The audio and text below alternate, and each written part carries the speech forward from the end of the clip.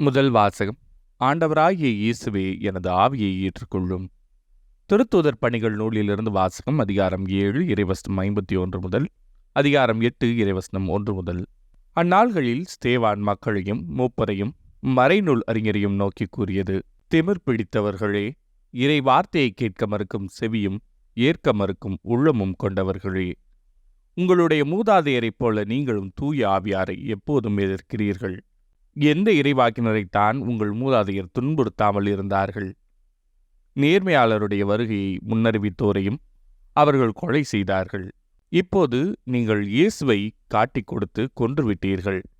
கடவுளின் தூதர்கள் வழியாய் தரப்பட்ட திருச்சட்டத்தை நீங்கள் பெற்றிருந்தும் அதனை கடைப்பிடிக்கவில்லை. இவற்றை கேட்டவர்கள் உள்ளம் கொதித்தெழுந்து அவரை பார்த்து பற்கள் நரநரவென கடித்தார்கள். அவரோ தூய ஆவியின் வல்லமையை நிறைவாய் பெற்று வானத்தை உற்று நோக்கினார்.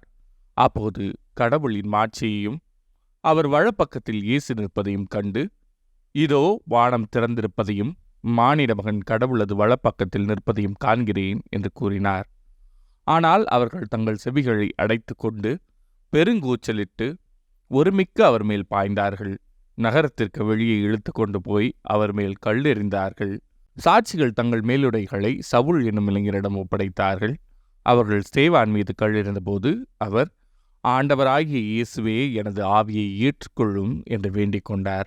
பின்பு முழந்தாள் பணியிட்டு உரத்த குரலில், ஆண்டவரே, இந்த பாவத்தை இவர்கள் மேல் சுமத்தாதேயும் என்று சொல்லி உயிர் விட்டார். ஸ்தேவானை கொலை செய்வதற்கு சவுலும் உடன்பட்டிருந்தார். இது ஆண்டவரின் அருள்வாக்கு. இறைவா, உமக்கு நன்றி. பதிலுரை பாடல். உமது கையில் என் உயிரை ஒப்படைக்கின்றேன்.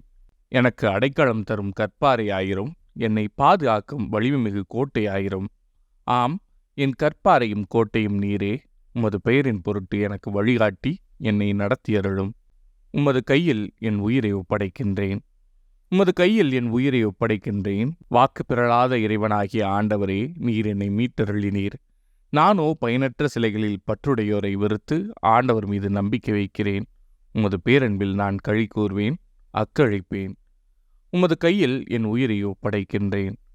உமது முகத்தின் ஒளி அடியேன் மீது வீசும்படி செய்யும். உமது பேரன்பால் என்னை விடுவித்தருளும்.